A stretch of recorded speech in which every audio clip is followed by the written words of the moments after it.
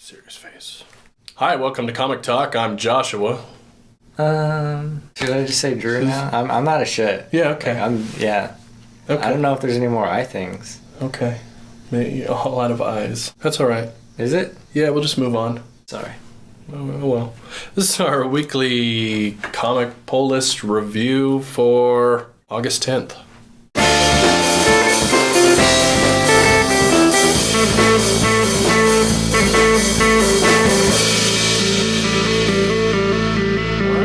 This week we have 3 titles to talk about, which is kind of nice. We've been kind of loaded up the last week or two, haven't we?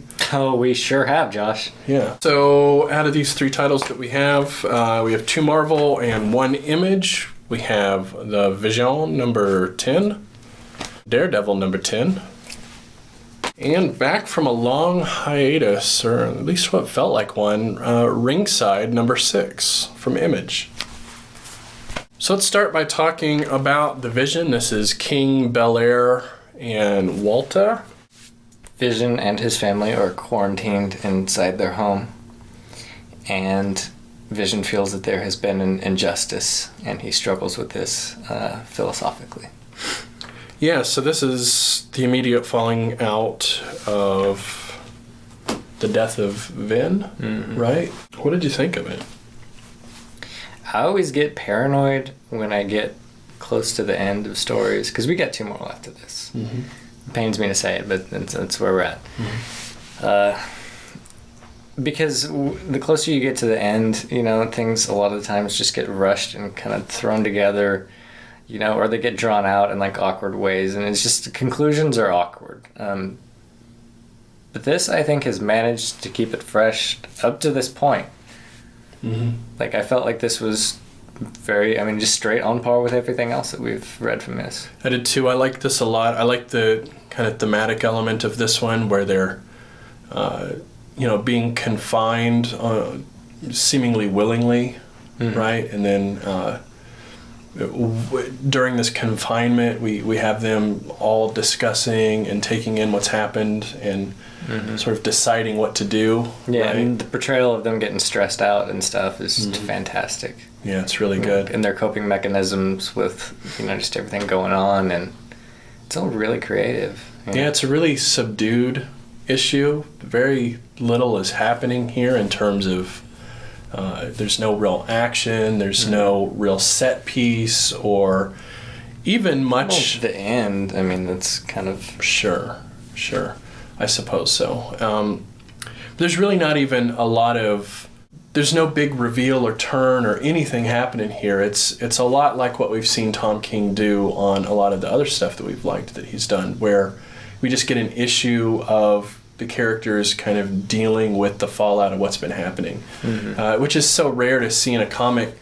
We get a lot of decompression in comics nowadays, but usually they try to pack in some sort of, thing, something that issue is about that's quick to point to and say this is the issue, and there really throwaway villain or something like that. Right. Some sort of B plot maybe to throw in, and there's no B plot here. It's just all the A plot, which is pretty cool, right? Yeah. It's kind of a ballsy move. Mm-hmm. It's kind of amazing that we have this great character drama coming from Marvel.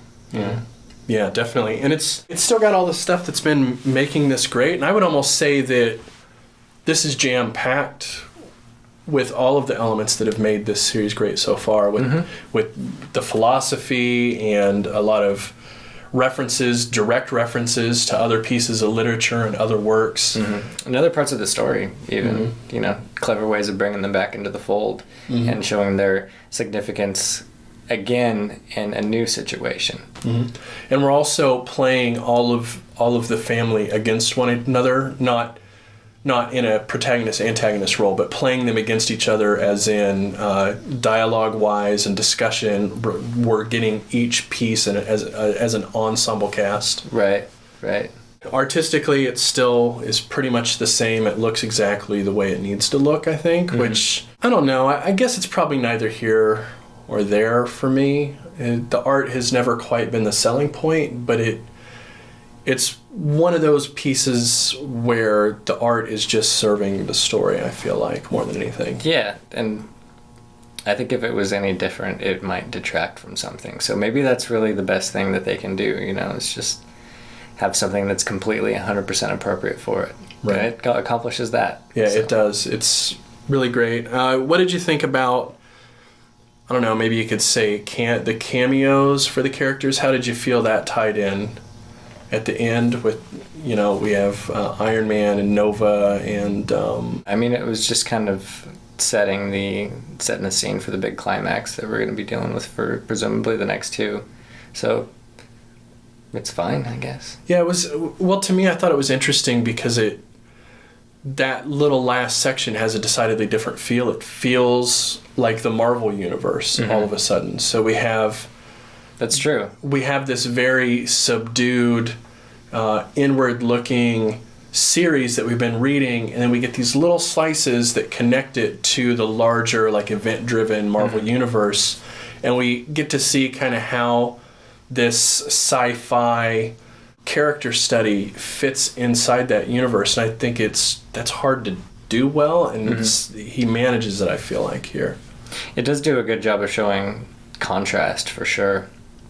So it's cool that he can write in both styles and really show like the stark difference between the two, and again, like remind everybody that this still exists within this. Yeah. Right. And what I think is really interesting is now we have an opportunity to see the Vision come out at the end of this as almost the villain role, at least from the perspective of like a normal Marvel book. This would be the villain moment where he shows up and he's angry and going to do what they consider the wrong thing, but he thinks for good reasons, right? So like most of the best villains, they're motivated by things that they believe are right. Sure. But it's rare to see that done well, and it's usually a bit of an afterthought or sort of like a post de facto like, here's the backstory of why. But this whole thing has been a backstory of why he's reached this point. That's what I was going to say, is that's the cool thing about this. We have, like, a 10 issue thus far building of this, the villain turn and, the evil actor, whatever you want to call it. And you never get that. Right. You never get it. And the truly interesting thing here is really what we have is the Avengers have come in and directly based on their actions have killed his son. Right? So in terms of this book and the characters that belong in this book, the Avengers are really kind of the bad guys of the book. They're the ones that have caused, the trouble here that's causing this turn. Yeah. So, but yet all of the motivations are there for the character to be the normal bad guy in a book, and we see still them being them in the same way that they would normally be reacting to this. I think if he can pull off these last two issues, it's going to be a pretty awesome finale. Yeah, please pull off the last two. Yeah. Because it's been so good so far. Yeah. God damn it. All right, let's move on. Let's talk about... Let's do that. Let's talk about Daredevil number 10. And this is is it Garvey or Garney? Garney and Mia. Blind Spot's ready to get back to work, and there's some legal stuff going on. He's struggling with the interpersonal relationships at work. Right. Basically. What did you think overall? Ooh, you're asking me. Yes. We rarely do that. Change of pace. I like this so much more than the last arc already. I really do. Yeah? Yeah, I love the feel of it. I mean, I'm not in love with this book still. Sure.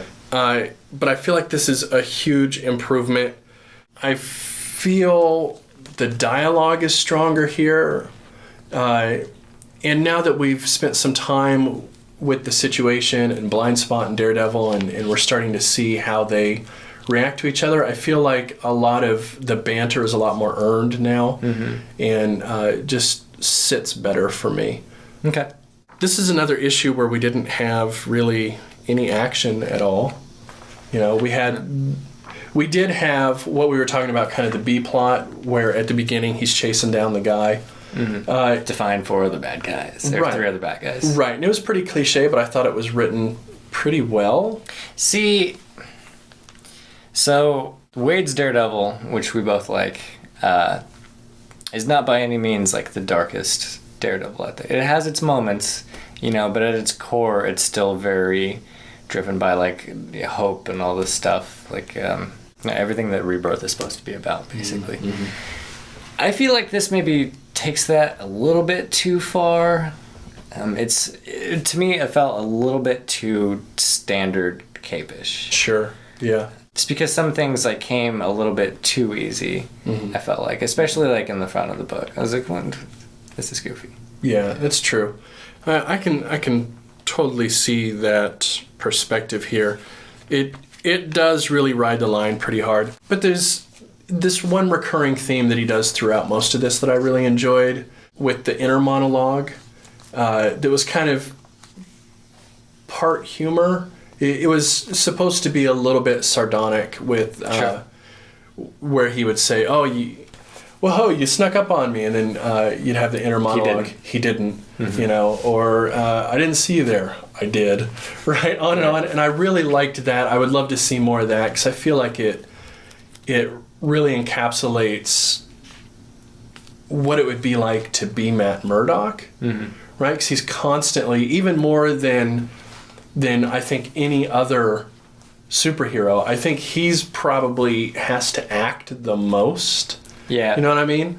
He has to pretend like he's blind all the time. Well, when he's Daredevil, he has to pretend like he can see. Right. Yeah. So both times he's always like in this act. He's never really himself.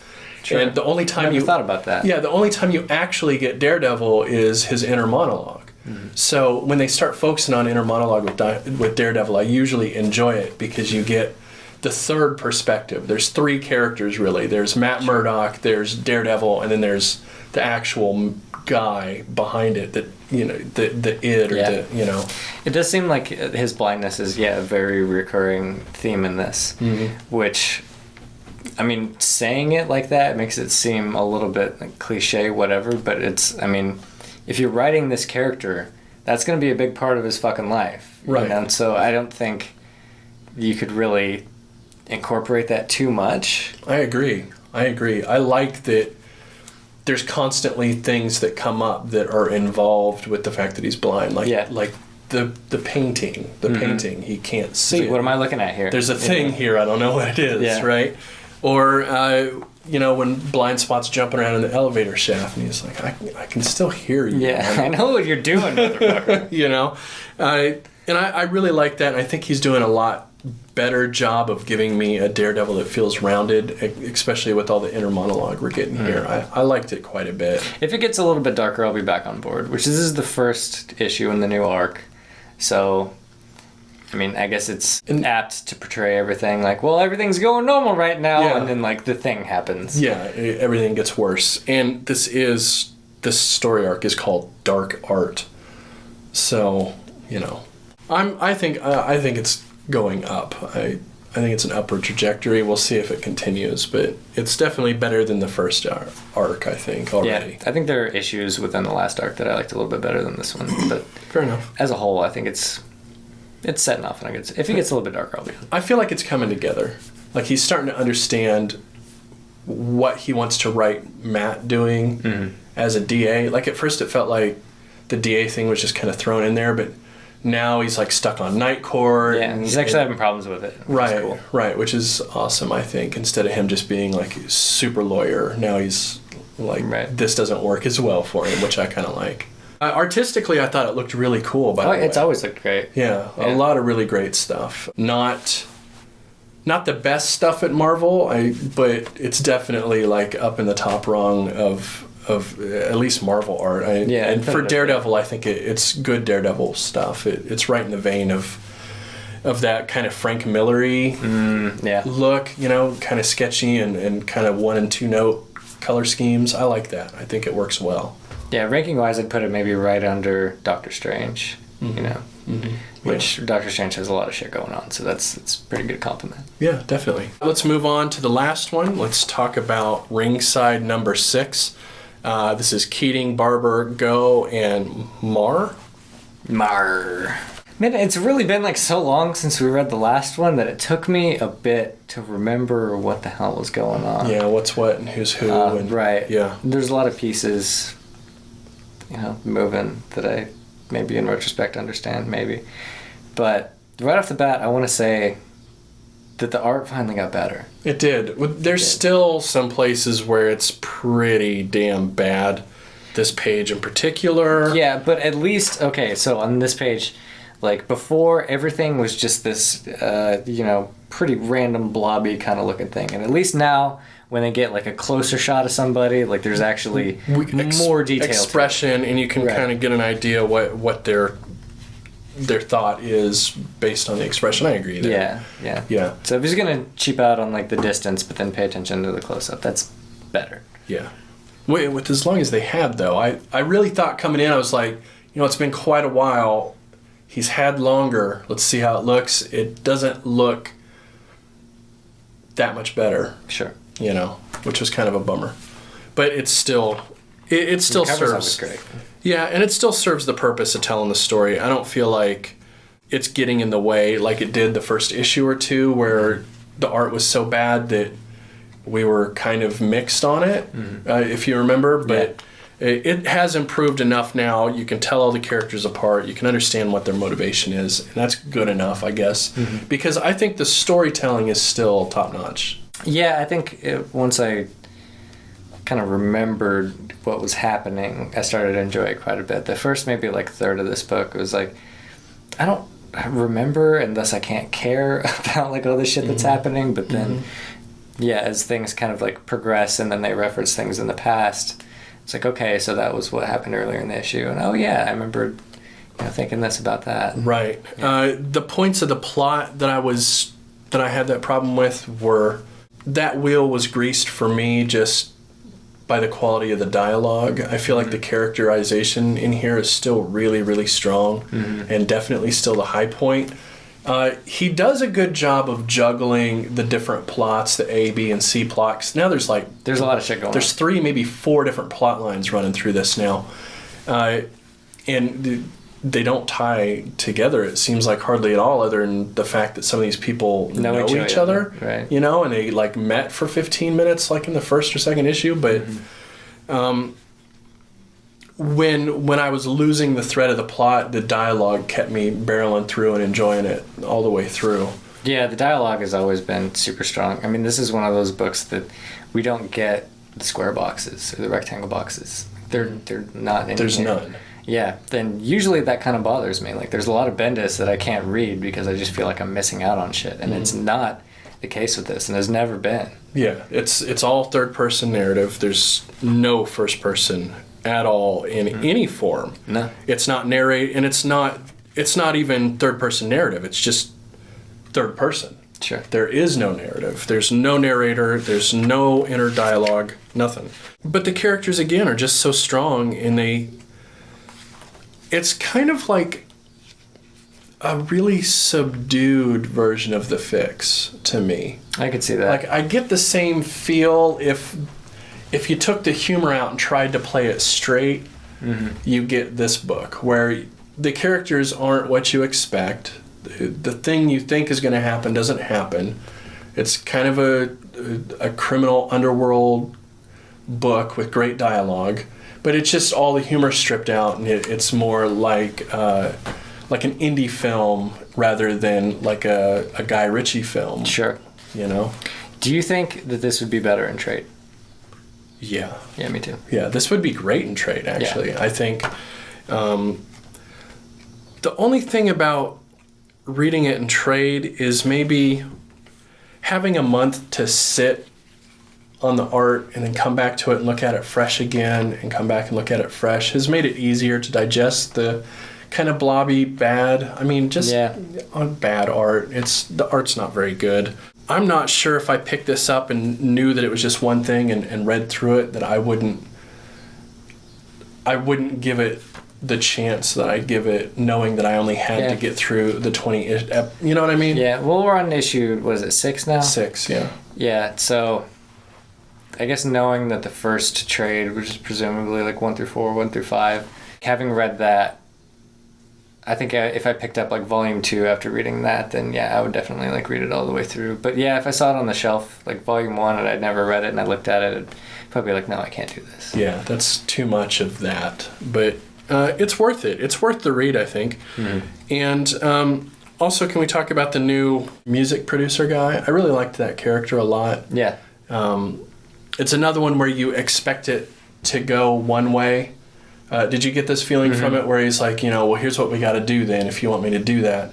And you're like, oh, great. He's like the seedy guy who's going to say, pay me this much money or do me this favor.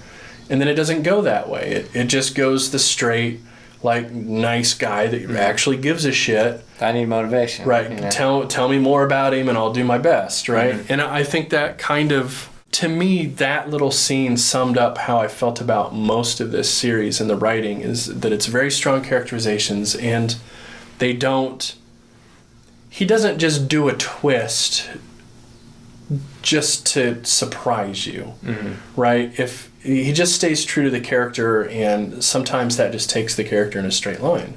Sure. And it's kind of interesting to read a book where the characters go in straight lines without these crazy left turns to make the story more interesting, right, supposedly. Yeah. He's just got these characters and he puts them in situations and says, what would they do? Right. And that's what he goes with. Right.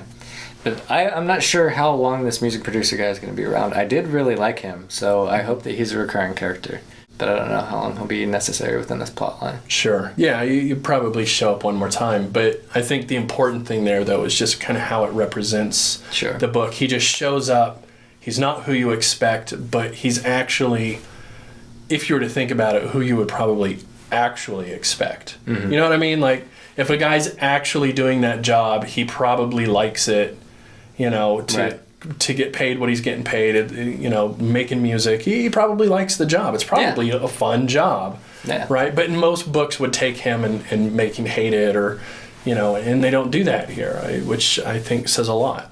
All right, so next thing coming out probably be the month review for July. Yeah. We'll talk about that. I know we're going to drop a few things, right?